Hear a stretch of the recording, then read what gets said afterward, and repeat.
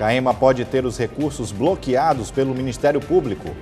Rua Grande movimentada para a compra do Dia dos Namorados. Casos de trabalho infantil já passam de 470 no Maranhão. Vão ser reformados depoimentos da CPI do Bom Peixe. Maranhão está entre os 4 piores estados na cobertura da paralisia infantil. E mais inscrições do Enem alcançam os números. São quase 100 pessoas concorrendo por vaga na Universidade do Maranhão. Tudo isso e muito mais. Agora, no Maranhão acontece.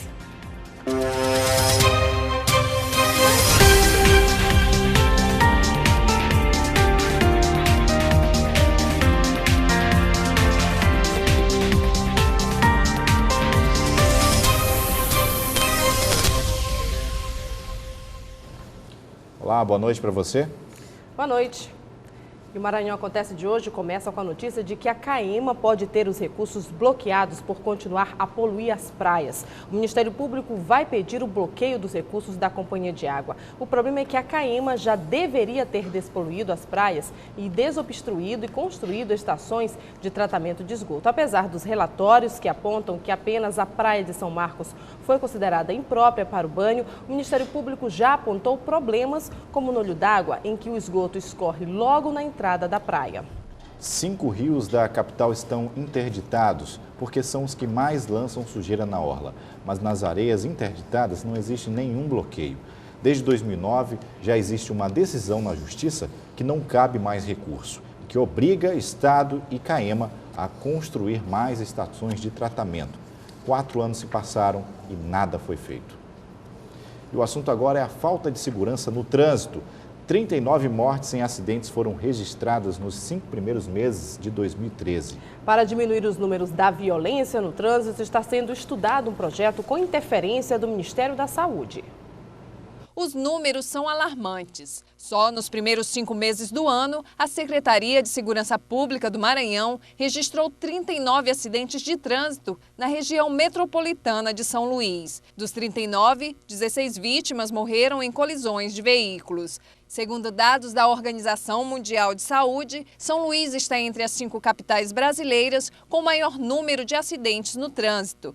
E para combater essa estatística, o Ministério da Saúde trouxe para São Luís o projeto Vida no Trânsito. Então estamos aqui em São Luís do Maranhão, com a gestão nova, começo de governo municipal, para discutir as estratégias de enfrentamento a essa epidemia de mortes no trânsito, buscando aí mudar comportamentos e promover uma cultura de paz e não violência no trânsito. Segundo a coordenadora do Vida no Trânsito, entre 2011 e 2012, na fase de organização do projeto, o governo federal repassou R$500 mil para o estado e R$500 mil para o município para combater a violência no trânsito. Então, o projeto ele tem um foco e esse foco ele procura trabalhar em 2 grandes fatores de risco: a associação entre bebida alcoólica e direção e a velocidade excessiva ou inadequada para a via.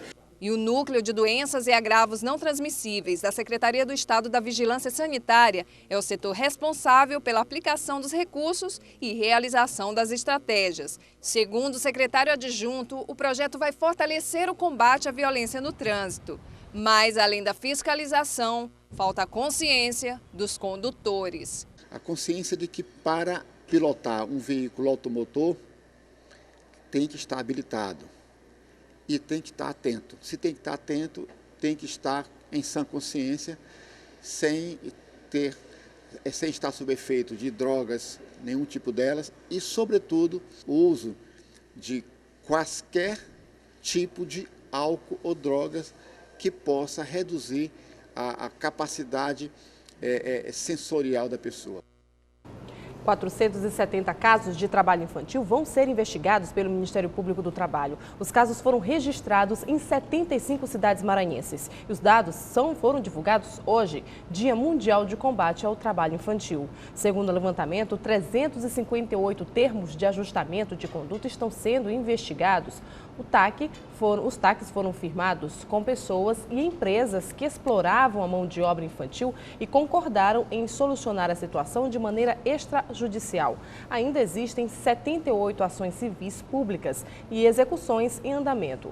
Segundo dados do censo do IBGE de 2010, 40% das famílias que têm crianças que trabalham não foram elegíveis para o programa Bolsa Família. E um grande engarrafamento foi formado pela tarde na região do Parque do Bom Menino. Bastou apenas um ônibus ter problemas mecânicos para provocar uma longa fila até o bairro da Areinha. O engarrafamento teve início na altura do Parque do Bom Menino e se estendeu até a Avenida Kennedy, no bairro de Fátima. Filas quilométricas de ônibus se formaram, obrigando os passageiros a descerem do coletivo e seguir o seu percurso a pé. Todo esse transtorno causado por este ônibus da empresa 1001 que ficou no prego. Como ao lado tinham 2 carros estacionados, a via ficou interditada para a revolta das pessoas que ficaram presas no engarrafamento. Isso é resultado da falta de planejamento que a cidade atravessa em relação à questão da mobilidade, onde qualquer situação que aconteça de imprevisto, a cidade para, né? Após 40 minutos de muitos transtornos, agentes da SMTT chegaram ao local para guinchar o coletivo e realizar o auto de infração previsto pelo Código Nacional de Trânsito. O ônibus vai ser lavrado auto de infração por não estar devidamente em funcionamento e vai ser mandado para a Secretaria de Trânsito e Transporte. Como hoje é Dia dos Namorados, teve gente que deixou para a última hora a compra do presente. A movimentação na Rua Grande, principal ponto comercial de São Luís, foi intensa na tarde de hoje. Aqui na Rua Grande, a movimentação é intensa. Pelo visto, muita gente deixou o presente do Dia dos Namorados para a última hora. Algumas lojas vão ficar abertas, mas só até às 8 da noite. Quem não conseguir até esse horário vai ter que deixar o presente para uma outra data ou então para o ano que vem. De volta ao estúdio. E você vai ver no próximo bloco as notícias da Câmara Municipal que apuram as suspeitos de desvio de recursos no programa Bom Peixe. Na Assembleia, deputados que vão compor o quadro do novo partido, MD, já falam na campanha de 2014. Tudo isso daqui a pouco.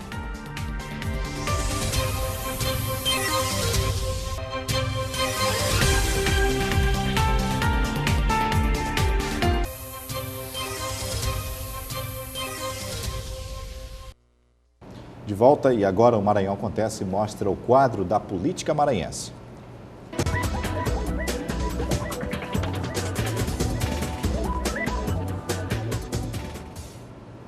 Vamos às notícias da Câmara, uma quarta-feira de trabalho para muitos, mas na casa não houve sessão. A expectativa é para os depoimentos dos envolvidos da CPI do Bom Peixe. Na Assembleia Legislativa, o futuro dos deputados do PPS ainda não está certo para a entrada no novo Partido da Mobilização Democrática, o MD. Veja no Giro de Notícias Políticas com Joelson Braga. Boa noite. Olá, boa noite. Na Assembleia Legislativa, cresce a expectativa pela oficialização do MD, o partido que surge da fusão do PPS com o PMN. Os deputados já pensam até na eleição em 2014 e a deputada Elisiane Gama fala até em ser candidata ao governo do estado pela nova sigla. Acompanhe. E o tema eleição 2014 voltou a ser discutido, principalmente pelos parlamentares do PPS, que aguardam com expectativa a oficialização da nova legenda, o Movimento Democrático, o MD. Nos próximos dias deverá sair a oficialização e os deputados maranhenses se movimentam em sentido contrário à nova legenda, como é o caso do deputado Otelino Neto. É o motivo principal, eu não tenho condições de estar num partido que compõe a base do governo. Todos sabem que eu fui eleito por uma coligação de oposição, exerço o meu mandato reforçando a oposição, então não seria inconsequente e seria contraditório eu ficar num partido que tenha possibilidades de compor a base da governadora Rosiana. O MD poderá tanto acolher políticos com mandatos oriundos de outras siglas, quanto deixar seus filiados saírem sem retaliações ou enquadro na lei de fidelidade partidária. Após a fusão ser homologada, os políticos terão 30 dias para se filiarem ou abandonarem a nova sigla. A deputada Elisiane Gama, diante de todas essas possibilidades, cogita até sair candidata ao governo do estado em 2014 pelo novo partido.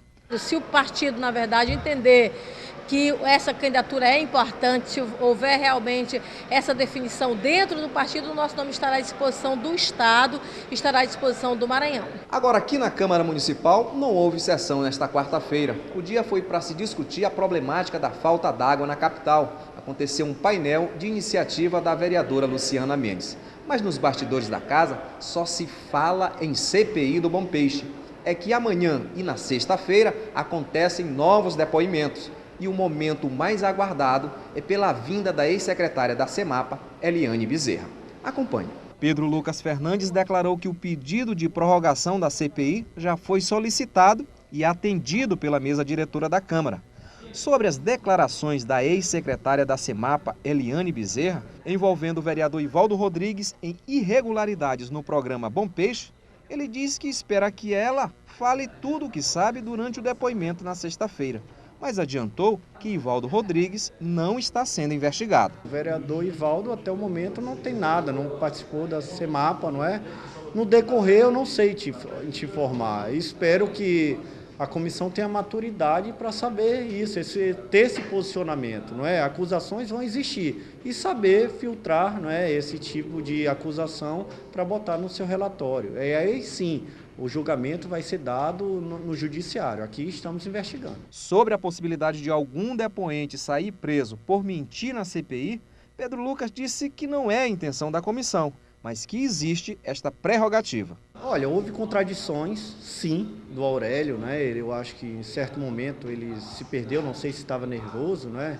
O advogado teve seu direito de poder, não é, orientar. Eu não estou aqui para apontar, né, mandar prender, não é? Claro, tem essa prerrogativa, mas não gostaria de fazer isso. E a ex-secretária Eliane Bezerra já fez declarações dizendo que sabe de muita coisa. E dependendo do que ela disser na CPI, pode até haver vereador cassado. Ela garante. Eu volto com você. Em nosso quadro de entrevistas de hoje, vamos falar sobre o Seminário Nacional de Acesso à Justiça da População em Situação de Rua, um evento que vai discutir políticas públicas a um segmento que infelizmente tem crescido no Brasil. Assistentes sociais, psicólogos, servidores públicos e a sociedade vão estar envolvidos. Um dos apoiadores na discussão é a Defensoria Pública do Estado e recebemos hoje Aldir Melo, que é defensor-geral do Maranhão. Boa noite. Boa noite. Serão 2 dias de discussão e o que vai ser, o que deve ser definido nesse evento?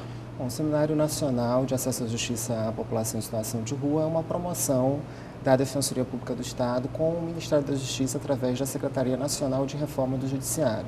Então, o objetivo é ampliar um debate público qualificado com os demais órgãos públicos estaduais, municipais, instituições de justiça e sociedade civil, juntamente com diversos órgãos federais, Ministério da Saúde, Ministério do Desenvolvimento Social e Combate à Pobreza, Secretaria Especial de Direitos Humanos da Presidência da República, no sentido de apresentar para os gestores públicos municipais e estaduais a política nacional de acesso à justiça à população em situação de rua. Agora, dentro dessa discussão, o que é essa população em situação de rua? São todos aqueles que estão abandonados?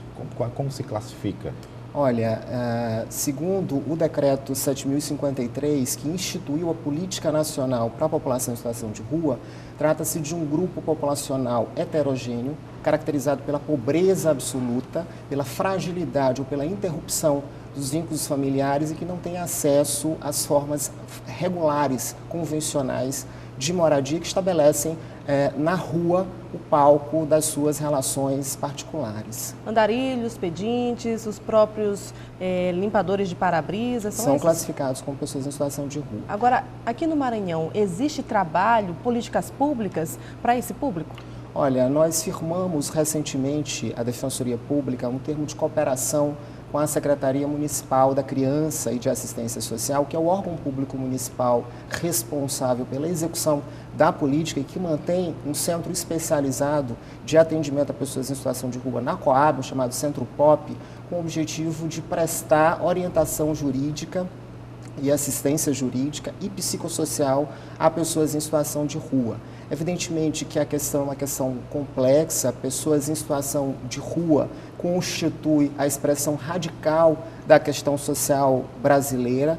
Por isso que a política nacional para pessoas em situação de rua, ela se caracteriza pela verticalidade federativa, que exige a união de esforços públicos, estaduais, municipais e federais, e se caracteriza pela transversalidade, pela intersetorialidade da atuação, que significa dizer que é um desafio coletivo e que vai necessariamente exigir de órgãos públicos nas mais diversas áreas, direitos humanos, assistência social, saúde, moradia, trabalho, ações conjugadas, integradas, que possam efetivamente recuperar a autoestima dessas pessoas, promover a reorganização dos seus projetos de vida e pensar na possibilidade efetiva de inclusão social delas. Agora, como vê a participação da Universidade Federal do Maranhão, que vai estar envolvida nessas discussões? É importante envolver a classe acadêmica, a classe dos professores, dos pesquisadores? É fundamental, até porque recentemente a Universidade Federal do Maranhão promoveu a SBPC, que teve como temática principal o combate à pobreza. Então é fundamental que a academia, por intermédio dos seus professores, dos seus acadêmicos, dos seus alunos, estejam envolvidos e diretamente discutindo com os órgãos públicos políticas que possam ser efetivadas para pessoas em situação de rua. Por exemplo, a questão de segurança pública. A segurança pública para pessoas em situação de rua não deve se restringir à questão da criminalização dessas pessoas, mas deve se voltar também ao combate à violência que essas pessoas sofrem nas ruas. Por exemplo, na área de assistência social, é preciso a estruturação de uma rede de amparo a essas pessoas que possibilite, por exemplo, a inclusão no CAD único, para que essas pessoas possam ter acesso aos programas federais de transferência de renda e benefícios previdenciários. São pessoas, às vezes, que não têm família, ou não procuram, ou não têm incentivo, são realmente... deixam de lado muitas coisas, talvez nem tenham registro, não é isso? Isso. As principais causas apontadas pelos dados nacionais para pessoas em situação de rua, para viverem nas ruas, está relacionada à questão do uso de drogas, uso de substâncias entorpecentes, o desemprego e desavenças familiares. Hoje a população em situação de rua é predominantemente masculina, na sua maioria formada por negros ou pardos, na faixa etária dos 24 até os 44 anos de idade, e 25% dessa população não tem qualquer documento de identificação civil. Vivem da economia informal e, portanto, em razão disso, estão impossibilitadas do acesso ao emprego formal e do acesso aos programas federais de transferência de renda, vivendo, portanto, a mais absoluta exclusão social. Daí a importância de que a sociedade como um todo, que os órgãos públicos deixem de lado essa visão preconceituosa, estereotipada que tem acerca dessas pessoas e possam efetivamente fazer com que elas sejam reconhecidas como cidadãs integrais, como sujeitos de direitos e que favoreçam elas, através de políticas públicas, o desenvolvimento social pleno e integrado. Defensor, existe algum exemplo a ser seguido no Brasil? Já existe algum método que possa exemplificar e a gente copiar esse modelo? Recentemente, a Prefeitura de São Paulo firmou um termo de cooperação, aderiu à política nacional, porque a política nacional ela precisa que os estados e os municípios adiram a ela, e São Paulo recentemente aderiu à política nacional de pessoas em situação de rua e passou a partir daí a desenvolver um projeto de qualificação profissional através do Senai a essas pessoas, com o objetivo de oferecer a essas pessoas uma oportunidade de qualificação profissional e, posteriormente, colocação no mercado de trabalho. É um primeiro e um grande passo e uma iniciativa que poderia ser adotada aqui no estado do Maranhão. Da importância de que os órgãos públicos nas mais diversas áreas se façam presentes, participem das discussões para que se possa, enfim, pensar, a partir do seminário, na estruturação de uma rede de apoio a essas pessoas aqui no estado do Maranhão, em especial na capital São Luís. Aldi Melo, Defensor-Geral do Estado, muito obrigada por sua presença aqui no Maranhão Acontece. Eu agradeço. Obrigado, boa noite. E ainda falando da Câmara Municipal de São Luís, vereadores já marcaram uma audiência com o secretário de Segurança do Estado, Aloysio Mendes. A pauta, claro, será sobre segurança pública na capital. Somente este ano, 7 vereadores já foram assaltados, alguns de forma bastante truculenta. Em alguns casos, a polícia não conseguiu prender os bandidos. Aloysio Mendes ainda não confirmou o convite no dia 25 de junho. Mas os vereadores prometem apertar nos questionamentos sobre a criminalidade, já que só no mês de junho já apresentou 34 homicídios. Na Assembleia, a oposição já tentou levar o secretário 3 vezes e não conseguiram. Vamos aguardar para acompanhar a audiência. Jovens que vivem na Fazenda Esperança para tratamento de dependência química vão ter uma chance de vivenciar novas experiências. A nova proposta pretende estimular atitudes de diálogo e fraternidade como forma de melhorar o convívio na sociedade. 200 jovens em tratamento de dependência química da Fazenda Esperança vão participar de um musical que vai ser apresentado na próxima semana em São Luís. O trabalho é desenvolvido pelo grupo internacional Genrosso, que antes da apresentação do espetáculo, capacita os jovens numa semana de atividades. Além do musical, acontece também o projeto Forte Sem Violência, que estimula os jovens a ter atitudes como diálogo e fraternidade como alternativa para inibir a violência. O musical conta a história de Charles, um adolescente de 17 anos que mora num gueto na cidade de Chicago, nos Estados Unidos, na década de 60, e que descobriu que poderia mudar a realidade da vida dele, fazendo ações diferenciadas no dia a dia. A história de Charles é parecida com a realidade de jovens em tratamento na Fazenda Esperança. Muitos deles revivem a história deles, contando a história do Charles no palco, né? Porque muitos deles também vieram desse mesmo modo de vida, o Charles morava num gueto, mas talvez eles moravam no morro, numa periferia, numa favela, ou até mesmo em um bairro difícil também, né? Tem muita relação entre a vida do Charles e a vida dos meninos da Fazenda, muita.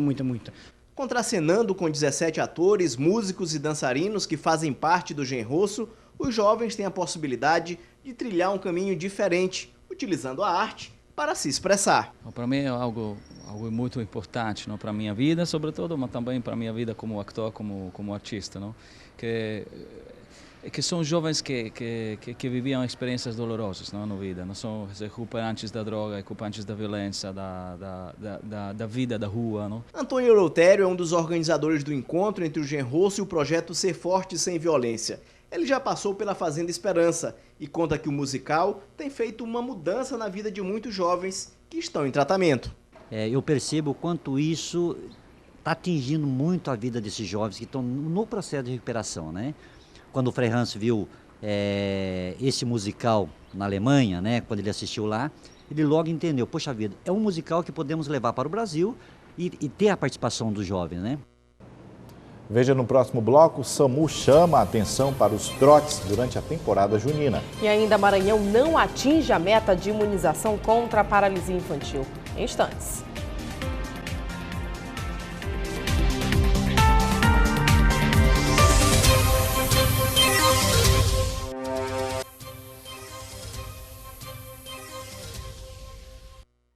A campanha de vacinação contra a poliomielite segue até o próximo dia 21 de junho. No Maranhão, apenas 41% das crianças entre 6 meses e menores de 5 anos foram vacinadas.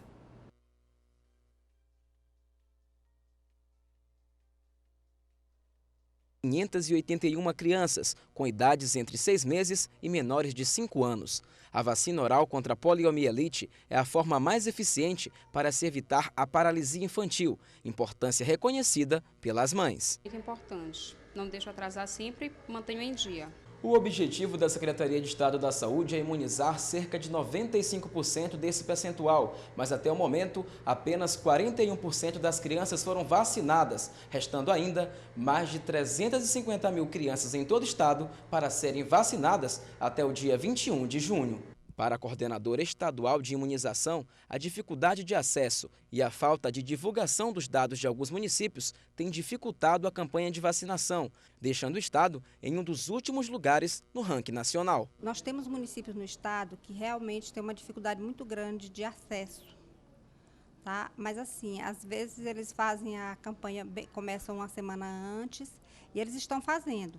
Com certeza a gente tem toda essa certeza que eles estão fazendo a campanha, que vai dar, nós vamos alcançar essa meta. Sempre, todos os anos alcançamos bons resultados e esse ano também vamos conseguir esses bons resultados. Para garantir a vacinação, fique atento às datas da campanha no estado. Os postos estarão abertos das 8 às 12, na maioria das vezes, e das 14 às 17 horas. Quem compareceu aos postos, entre reclamações e lágrimas, há aqueles que aprovaram as gotinhas. Tu gosta de tomar vacina? Gosto. Você não tem medo? Não. Abre a boca.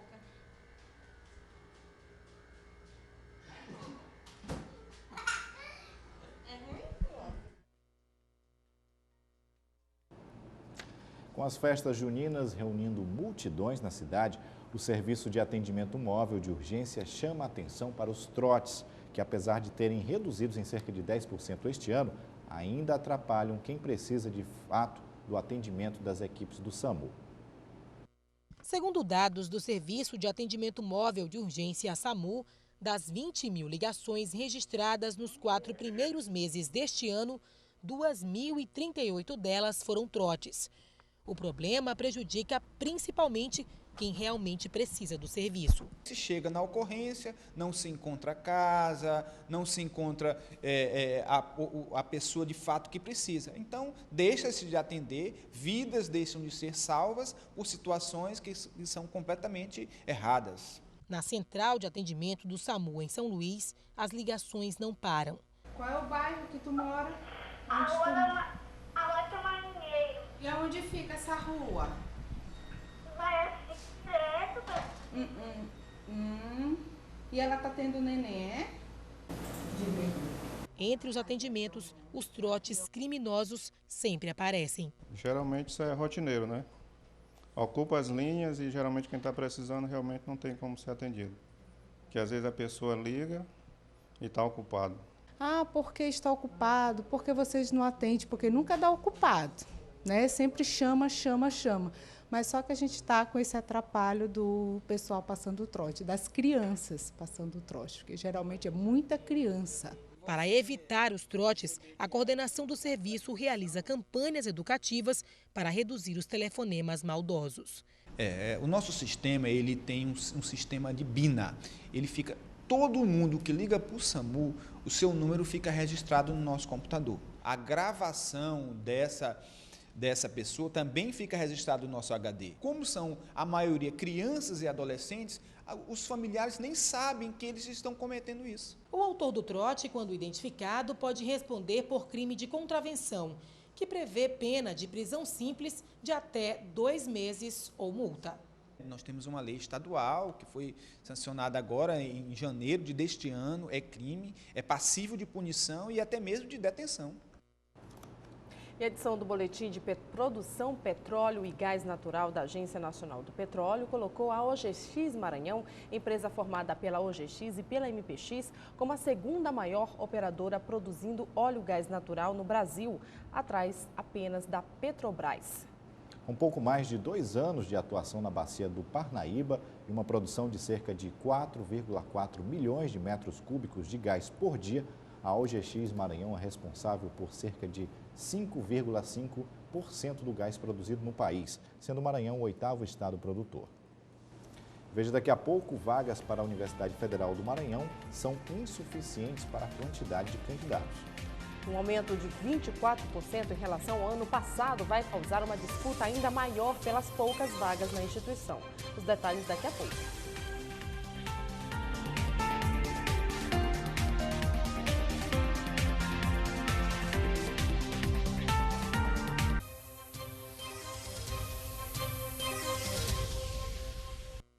Com o aumento de 24% do número de inscritos no Enem deste ano, vai ficar mais difícil uma vaga na única Universidade Federal do Maranhão. A UFMA só dispõe de pouco mais de 2 mil vagas e os candidatos somam 234 mil estudantes.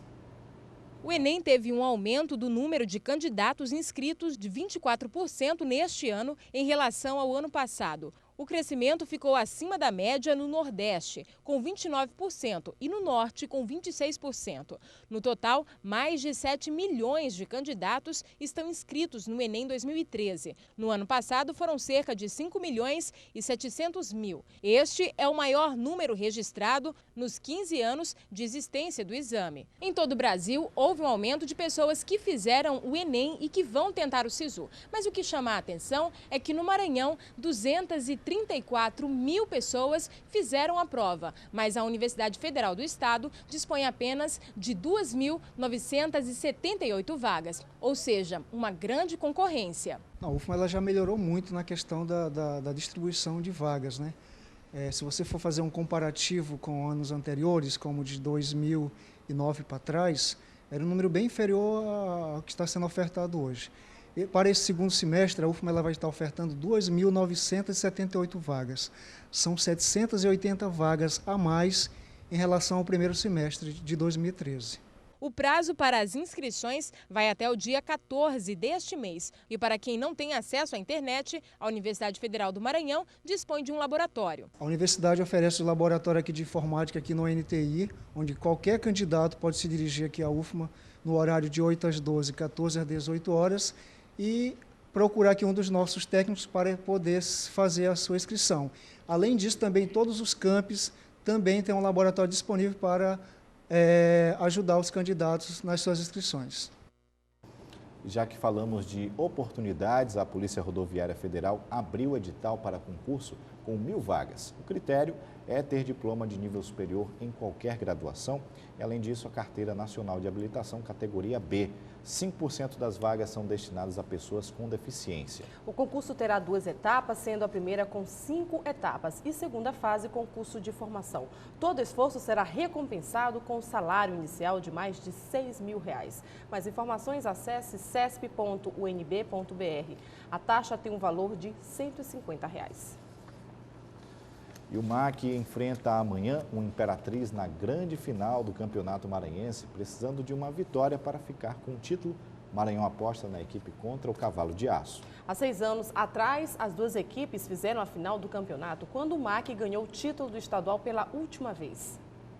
Mais uma final onde o MAC enfrenta o Imperatriz. Dessa vez o bode entra sem vantagem, depois de ter perdido o primeiro jogo. Com a vitória de 1-0, o Cavalo de Aço está a um empate do seu segundo título maranhense. No estádio Castelão, que vai ser o palco da disputa, os jogadores maquianos se preparam e treinam focando em estratégia. Fizeram o resultado dentro de casa. Agora quinta-feira aqui com a gente, diante da nossa torcida.